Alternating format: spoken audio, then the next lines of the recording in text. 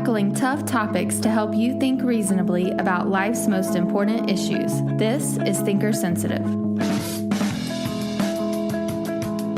I'm glad to see you all here. And it's a joy for me to be part of something with my good friends Sarah, and Paul Gould, and later on Doug Groteis. This is just a joy for me. I'm going to talk about culture, perhaps in a broader, more theoretical sense with some application at the end, but I hope it will set up the idea of culture for what Paul is going to talk about more directly, how to engage in cultural apologetics. And I guess I got to turn this on first. Okay, culture. Surface, depth, tensions. These are the sort of the three divisions of what I'm going to talk about. About 15 years ago, Talbot School of Theology assigned to J.P. Moreland and me the task of developing a major in the Doctor of Ministry program, which they called Engaging Mind and Culture. Immediately, J.P. told me, I've got to do the culture stuff. So I did what everybody normally does. I went to Wikipedia. I very quickly went to the library. And I read so much stuff on culture. I found out that there are anthropological definitions of culture, sociological definitions of culture, theoretical definitions, linguistic definitions of culture, cultural definitions of culture.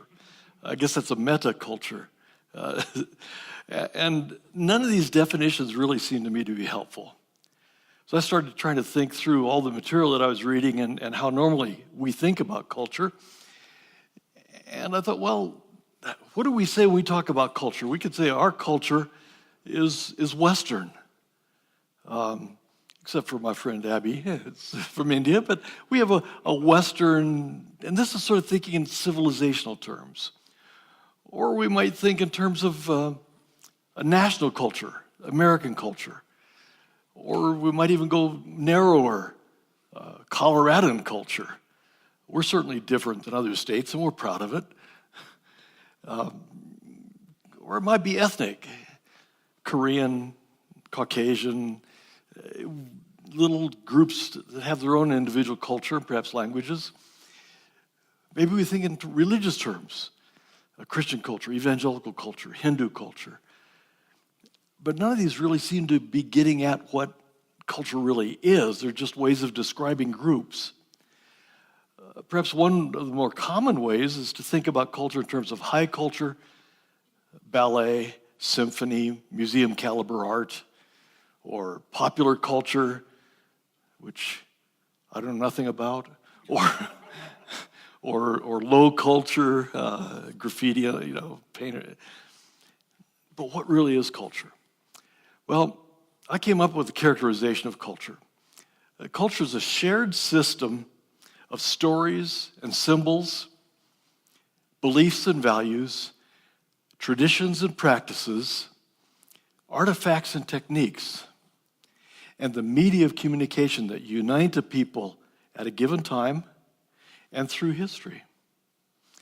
So if this is a good working characterization, not definition, but characterization of culture, let's think generally of American culture. What are some of the stories and symbols that would unite us, that everybody who's really part of American culture would understand?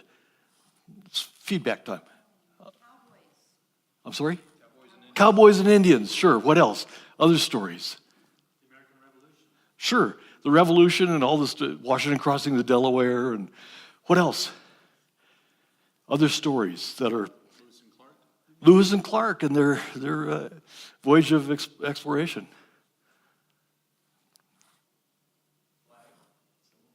Sure.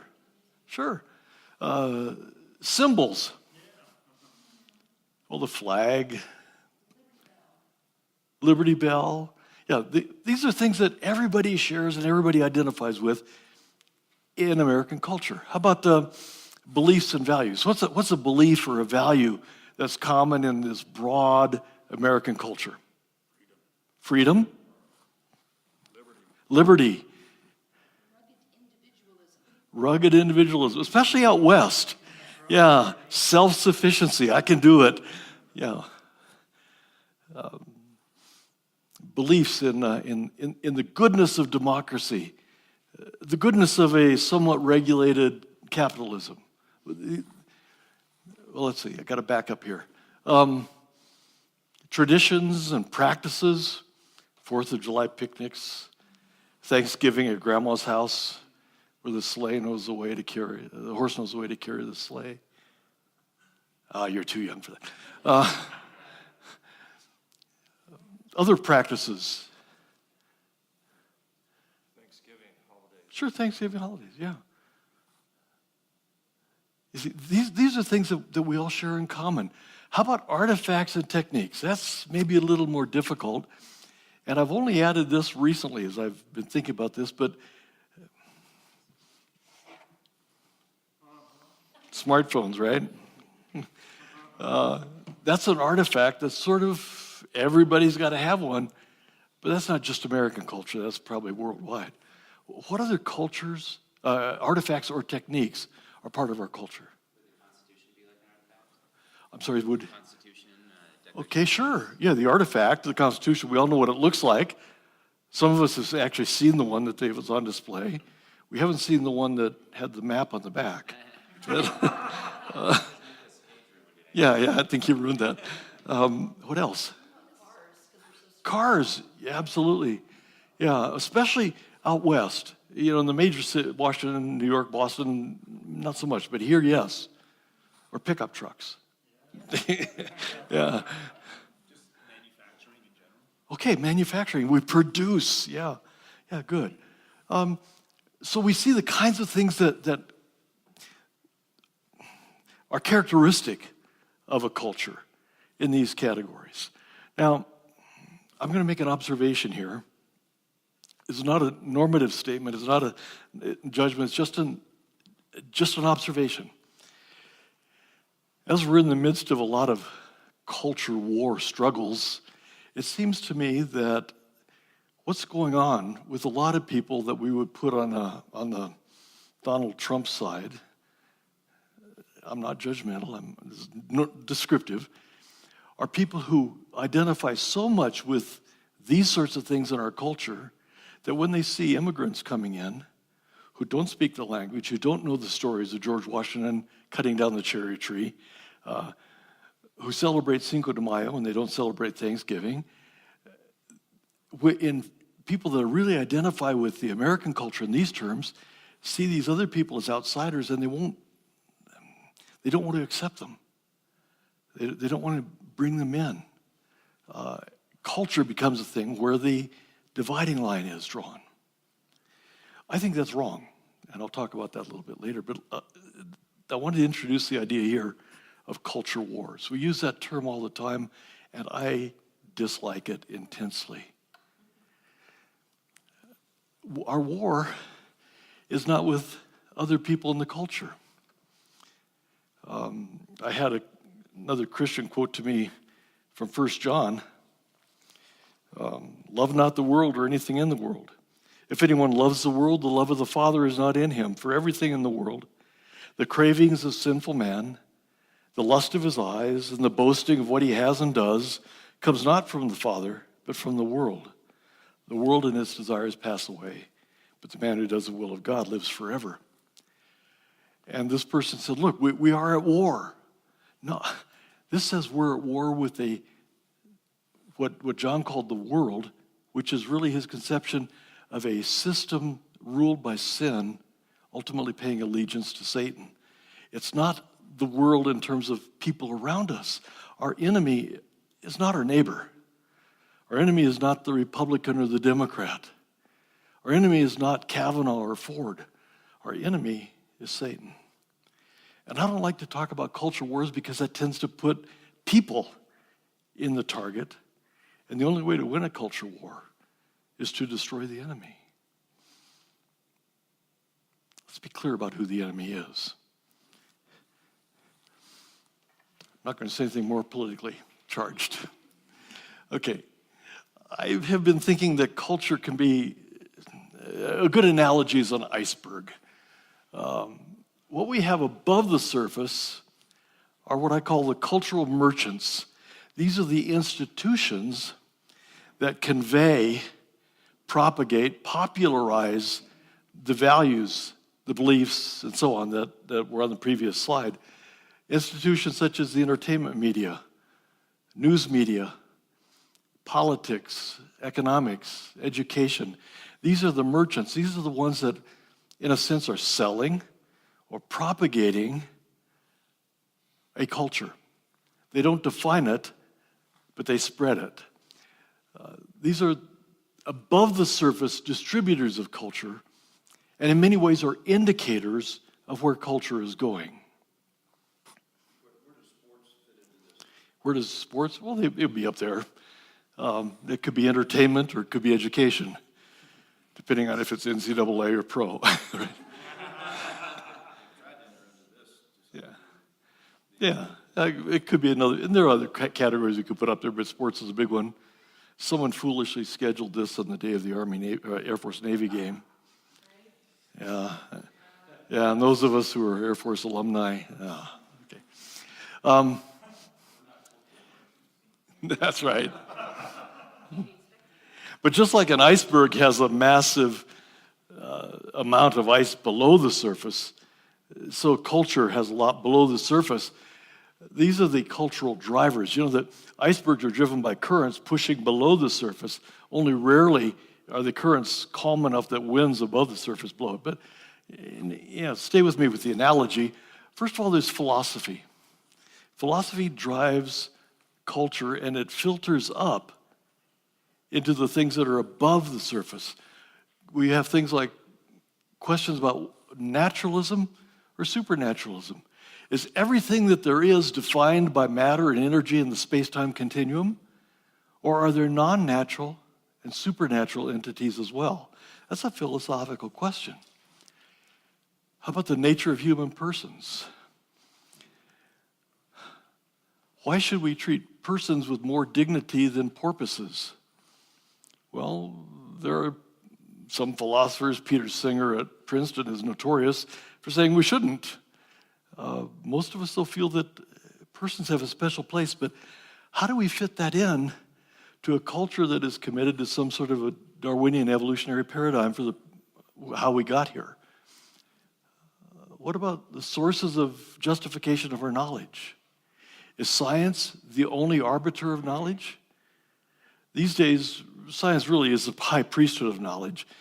And if you watch any news show, if they want to have some expert interviewed who will put his stamp of authority on what's being said, it's going to be a scientist in a white lab coat with all kinds of fancy equipment around him. They never go to a philosopher or a theologian, they go to the scientist. But is science the only source of justifying a knowledge claim? Or are there others? How do we ground moral claims? If environmentalists tell us that we have a duty to future generations, but future generations don't exist, how can they be objects of moral evaluation? How can something that doesn't exist impose a duty on me? How do we work this out?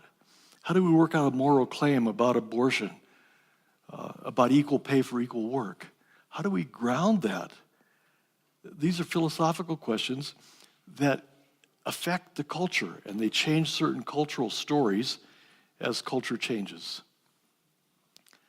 But there's also theology. And I put that at the very bottom because it seems to me that theology is even more fundamental than philosophy in determining how cultures move. What is the nature of God?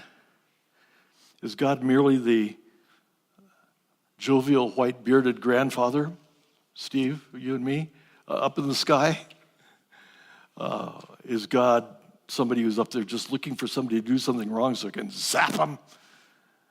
What is God like? Is he Allah, the God and Father of our Lord and Savior Jesus Christ?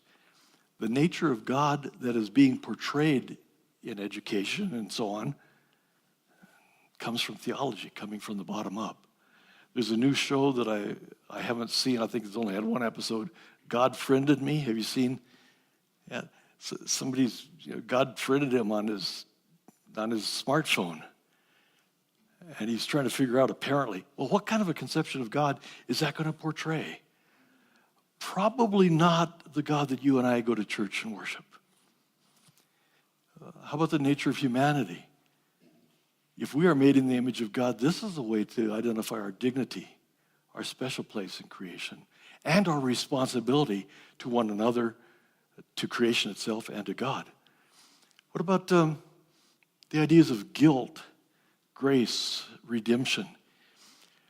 Just about every story worth telling, whether in a TV series, a movie, a novel, just about every story worth telling will have these themes in it: guilt, grace, and redemption. Where do these ideas come from, if not from a theological grounding?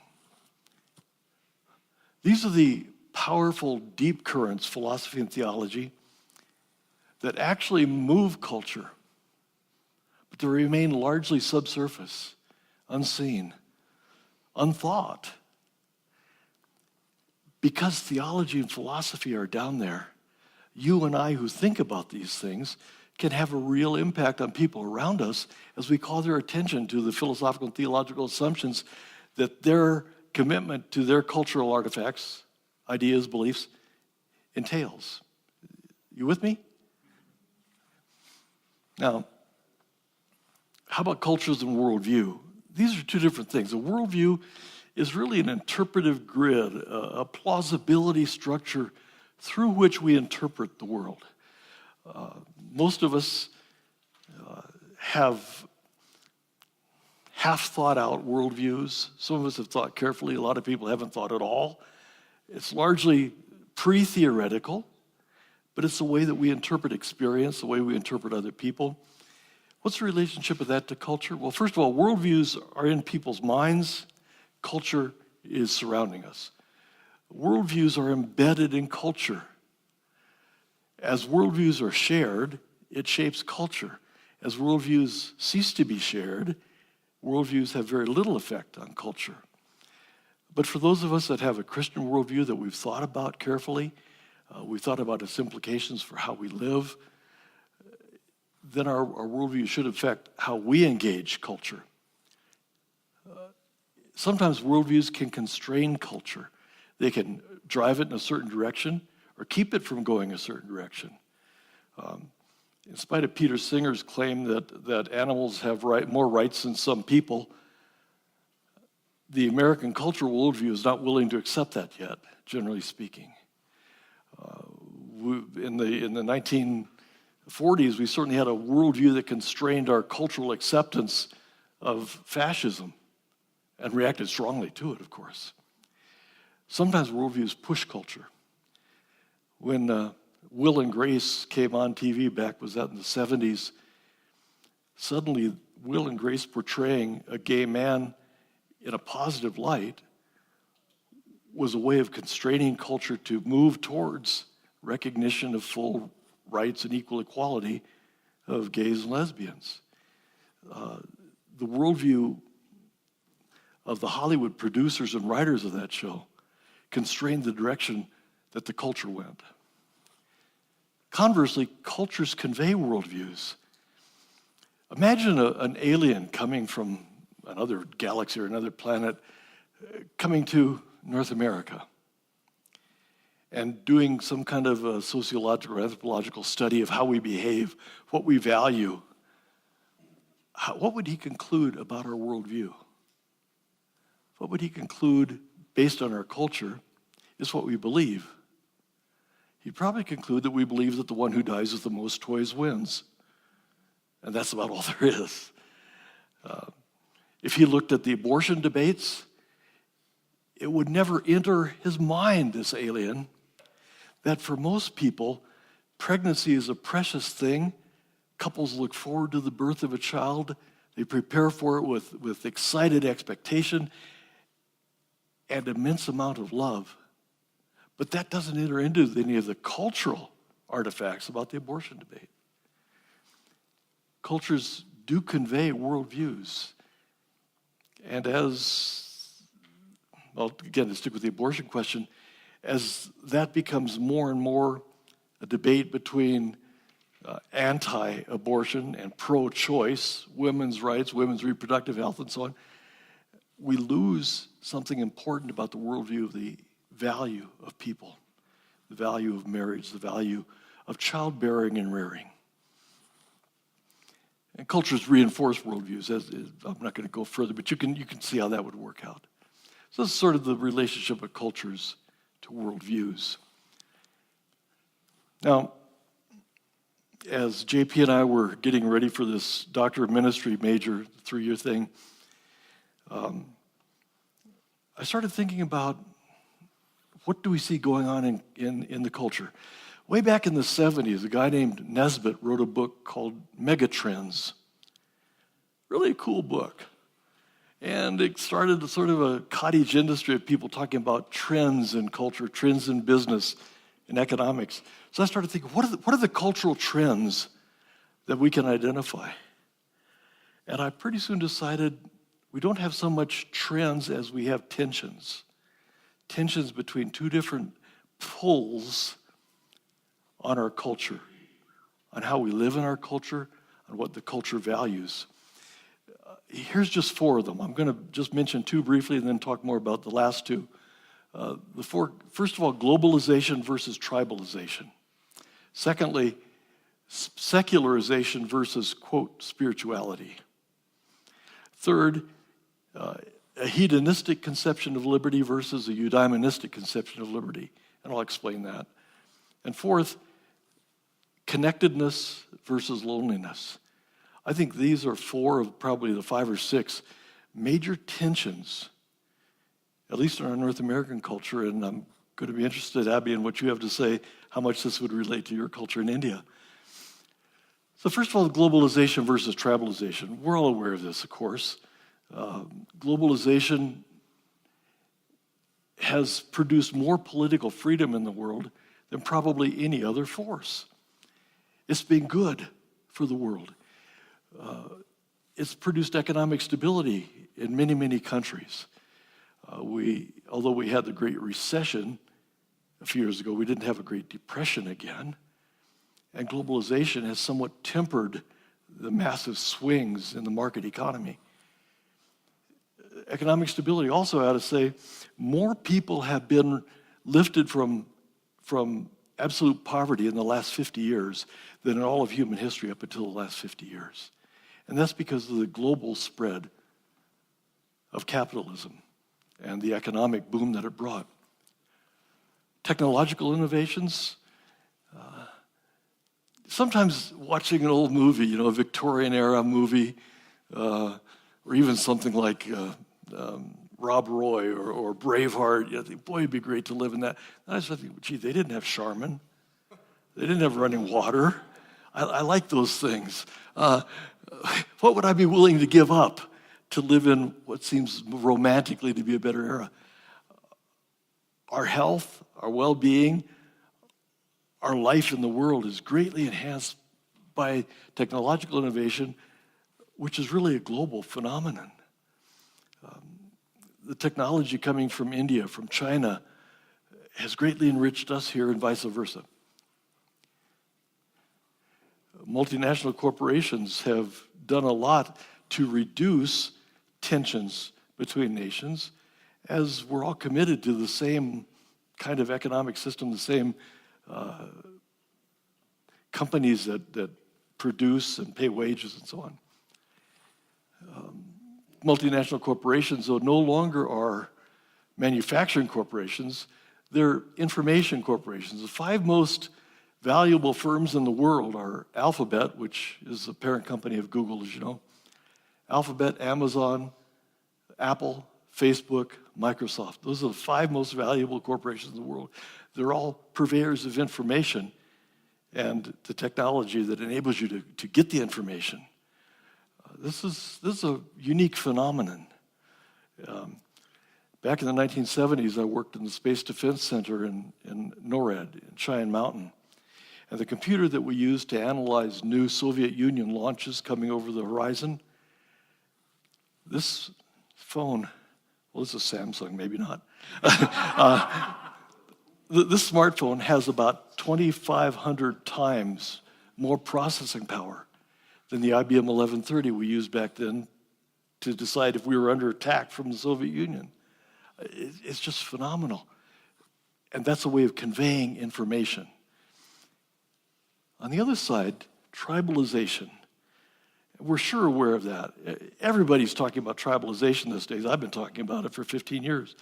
But we can see it certainly illustrated in the debate about Judge Kavanaugh, whether he should become a Supreme Court justice. A lot of the tribalization push comes from a sense of loss of a shared culture. We want our culture back. We want things to be the way it used to be, the way it was comfortable. And so we're going to retreat to those who believe and act and talk the way we do. And this is not just pulling back from immigrants, it's within the church. We want to be in church with people that sing the songs we do and like the music we do. And we go away from churches that have a pipe organ or that have a rock band, and we tribalize. The problem is the tribalization is becoming a warfare tribalization, not a debate tribalization. Alienation, feeling like I don't belong, leads me to try to find people like me with whom I can belong. Personal insecurity. My job might be in jeopardy. I'm not getting raises like I should. So I'm going to identify with the tribe where we can try to put forward our own agenda. Increased diversity in culture. Rather than try to understand, we tend to pull back. Keep up economic inequality. Think of Occupy Wall Street, Bernie Sanders, but they're even Donald Trump. What they're playing on is economic insecurity. Now, 66% of Democrats say mixing of cultures and values is very important to American identity. Only 35% of Republicans think that. Conversely, 64% of Republicans say culture grounded in Christianity is very important, but only 32% of Democrats do. So we can, even on this, we can see a tremendous tribalizing difference. So this is a tension. Second tension, secularization versus spirituality. There's an increased legal animus to religion. More and more cases come before lower courts, and ultimately something like the Masterpiece Cake Shop case made it all the way to the Supreme Court. The notion is our laws ought to be employed to keep religion out of the public square, whether it's schools, prayers before the city council meeting, whatever it is, we got to keep religious beliefs out. Social marginalization. It used to be that everybody in town would be in church. Well, almost everybody would be in church on Sunday morning. Not the case anymore. My mother grew up in a little town in northern Minnesota, a Danish town. And Sunday morning, everybody was at the Danish Lutheran Church until the Presbyterians came, and that was a disaster. And the worst thing was when a Catholic church was built in the town. The town began to fracture. Well, now look at what's going on. Social marginalization. Declining church attendance and cafeteria religion. I'll say something about that in a moment. Spirituality is the alternative to this lack of religious belief, the secularization. There's a spiritual, in quotes, impulse, a romantic impulse to, we've got to find transcendence, we've got to worship something. We'll worship the beauty in nature. We'll worship the aspen trees in the fall. It's sort of a romantic, nostalgic urge to get back perhaps to a lost era. Environmentalism.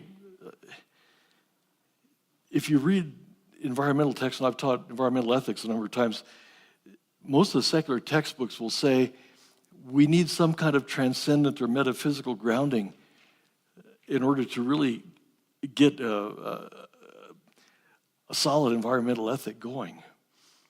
and we find that in some kind of a vague spirituality or worship of goddess Mother Earth, Gaia. The Oprah effect, and you understand that. Okay, let me say something about cafeteria religion. Only 4% of Americans identify themselves as agnostic or atheist. But the nones, the Americans with no religious commitment whatsoever, are increasing. In 1990, 8.2% of Americans identify themselves as none, no religious affiliation whatsoever. 2008, it was 15%. Earlier this year, in a Pew survey, it had climbed to 23%. So almost a quarter of Americans say no religious affiliation whatsoever. You can see the retreat from religious commitment. But most of these nuns will say, but I believe in something. They want it to be their own brand. So here's the cafeteria part. You can pick and choose what you want. 85% of Catholics disagree with the church's position on birth control. 78% of Catholics disagree with the church's position on women as deacons or priests. Well, why then are they committed Roman Catholics? Because they can pick and choose. The reasoning goes this way. What a religion teaches is only an opinion, not a truth claim. Now, I believe that Bach is better than Beyonce. And I think I can make that argument. I prefer John Denver to Mozart. That's a preference, that's an opinion. Now, is a religious claim like a preference claim, an opinion, or is it like a factual claim? Well, cafeteria reasoning says it's just an opinion, and if it's just an opinion, I have the liberty to choose my own opinion. I have my right, this is, to use that horrible expression, this is my truth. It may not be your truth. Therefore, because religious beliefs are only opinions, they have no place in the public square. Imagine the outcry if we tried to legislate that everybody ought to go to a Colorado Springs Symphony concert and listen to Bach. I'm for it. Terry's for it, but okay. Now, hedonistic versus eudaimonistic conceptions of liberty. Liberty, as several of you said, this is one of our basic values. This is a core belief of American culture. Hedonistic comes from the Greek word hedone, or pleasure, and eudaimonism comes from the Greek word eudaimonia, which is flourishing. These are two different conceptions of what liberty should produce. In the hedonistic view, human pleasure is the aim of liberty. Liberty should allow you to be free to do what you want. You're free to do, with minor exceptions causing harm to others. In the pursuit of pleasure, liberty should guarantee that either the only harms to be prevented are physical injuries to others, or, sort of on the other end of this scale, harms include such things as moral judgments. I'm harming you if I make a claim about your lifestyle, or microaggressions, or cultural appropriations. If you're Caucasian, you better not wear a sombrero to a Halloween party. That's cultural appropriation. And don't think you can make tacos. Just forget that. You see, one is very extreme. The other is very broad, the only thing we can do. But the whole focus of a eudaimonistic view, of hedonistic view of pleasure is liberty is guaranteed you to have whatever pleasure you want to have. A eudaimonistic view says human flourishing is the aim of liberty. We are free to be good people, not free to do whatever we want. This is the basic, fundamental difference between these two conceptions of liberty. In the pursuit of flourishing, virtue is taught and rewarded. Vice is punished. Sound practical judgment is valued. And there is a way to be a good person, and good people make a good society. This is, of course, what we teach in our schools, right? This is what is valued. Unfortunately not.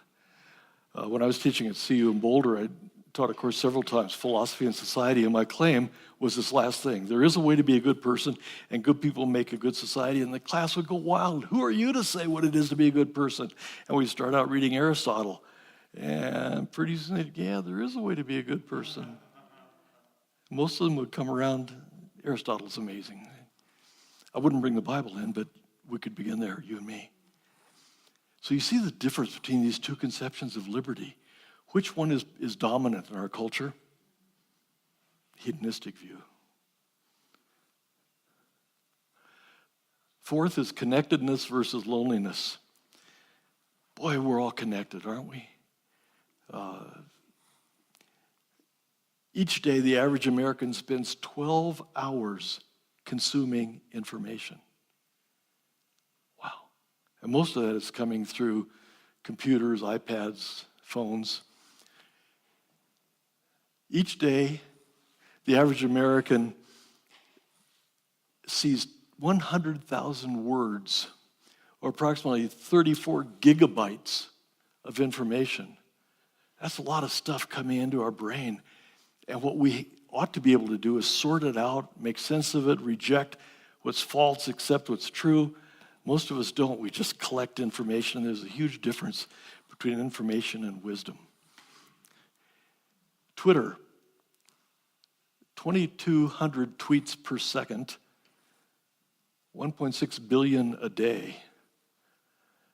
I don't have a Twitter account, and I'm never going to get one. I promise you. Social networking, 22% of all time spent online is spent on social networking sites. The average Facebook user has 120 friends. Facebook has really devalued the meaning of friends, hasn't it? I mean, I've got friends whom I've never met in person, who I don't know who they are. I don't know why I accepted their friend request, but they're there, they're my friends. And then we compete with each other. How many friends do I have? 473. Oh, I got 520. But at the same time, even with all this connectedness, people are lonely. 42% of Americans claim that they feel lonely some or most of the time. Millennials, it turns out, the ones that are most connected on social media, are the most lonely. This was a study done by Cigna, the insurance company, in March. More than 50% of U.S. adults are single. Dramatic change from the past. Living alone is more common. In 1950, 9% of households were individuals living alone. 2017, it jumped to 29% of households. I remember reading a tragic story a few years ago of a woman who left her job on Friday, went home to her apartment. She didn't talk to a single person all weekend, went back to her job on Monday morning, and she'd lost her voice, couldn't say a word. And she didn't know it.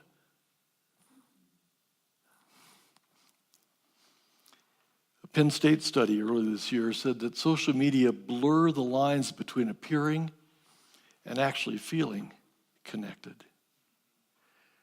Every now and then I'll post something on Facebook, which I finally broke down and got a Facebook account, and I'll post something, and it just astonishes me. Within 2 minutes, I get 5 or 6 people liking it or commenting. These people must have Facebook on all the time. How do they get their work done? And that should make me feel connected, but I'm not really connected. So what can be the church's response to these cultural tensions? For the first one, globalization, or one-way globalization is thought about is in terms of multiculturalism. The result of this is a loss of culture, a loss of a common shared set of beliefs and values, stories and symbols and traditions and practices and artifacts and techniques. You lose a common sense of that. And that leads to a sense of, I'm insignificant. I'm not part of anything. Psychologists for a long time have told us that human beings have a couple of deep needs. We need to be part of something successful, and we need to be recognized for our own accomplishments. These may seem to be somewhat contradictory, but when you're faced with globalization and you don't see how you fit in, you lose your sense of significance. I'm not part of something successful, and I'm not being rewarded for my accomplishments. What can the church do? Well, a renewed vision of the church as a community formed by the Holy Spirit of those who have put their faith in the atoning death of Jesus Christ. This is a community from every tribe and language and people and nation, as the chorus sings in the book of Revelation. What a joy it will be to be part of that chorus singing in heaven with all kinds of people. How can we illustrate that in our local churches? How can we be welcoming and try to break down some of the tribalistic boundaries that we've drawn? For secularization versus spirituality, if people lose a sense of meaning or purpose or transcendence, if everything is determined as a materialistic view of the world would tell us, or if there's no ultimate meaning and therefore no ultimate purpose in my life, we're, as Jean-Paul Sartre said, we're condemned to be free, living in an absurd universe. And if people are honest, they will admit that. We can focus on God's character. What kind of a God do we have? He's high and exalted, and we can worship him meaningfully. Our church practices can illustrate to people who happen to visit what a powerful, transcendent, magnificent God there is. And we can call them into a relationship with him. Hedonism versus eudaimonism. People who are hedonistic have unfurnished souls. The 5 years I taught at CU Boulder, I would have kids in the class who would show up on Monday absolutely wasted.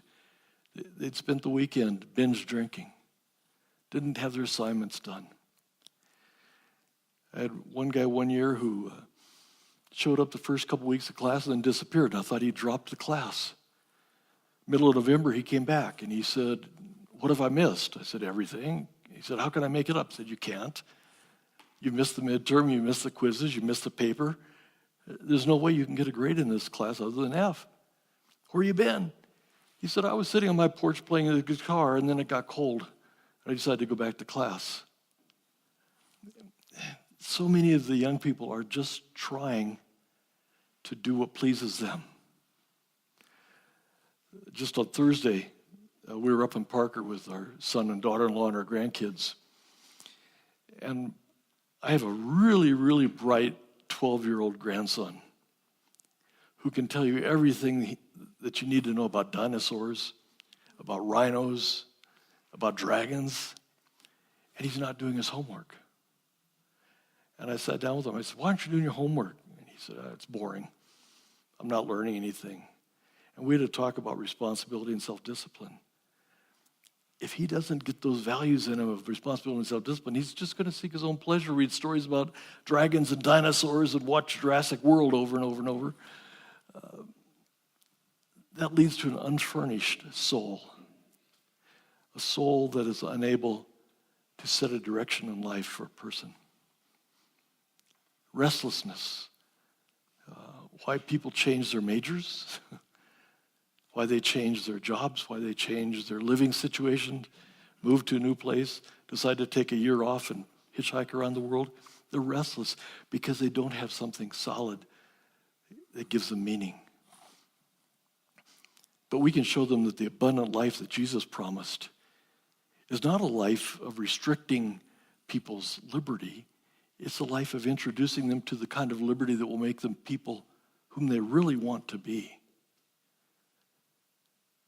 The life that Jesus told us about, that Paul tells us about, is not a legalistic life, of don't do this, don't do that, because sometimes the don'ts are wisdom. And finally, as far as connectedness versus loneliness, this is perhaps the biggest cultural area, cultural tension where the church can make an impact. People lose relationships, and they're lonely, but we're made in the image of God, and God is a relational being, Father, Son, and Holy Spirit in eternal communion with one another. We're made in that image. We're made to have deep relationships.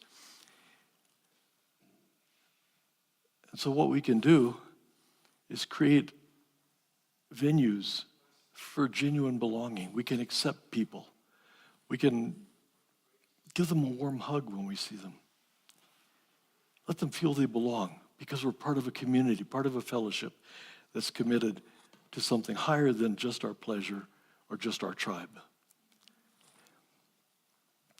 So if we want to talk about impacting culture, we must have a message, but the message must be clear, consistent, constructive, civil, Christian. I got carried away with alliteration here. We must show by our words and actions, by our homes and our churches and our schools, that only the Christian worldview can ground truth, goodness, and beauty. Only the Christian worldview can lead to genuine human flourishing. We need to remember what the author of the Proverbs said: the fear of the Lord is the beginning of wisdom, and knowledge of the Holy One is understanding. Wisdom and understanding, that's what we as Christians can offer. That's how we can truly be countercultural instead of withdrawing into our own tribe. For more thinker-sensitive content, visit thinkersensitive.com.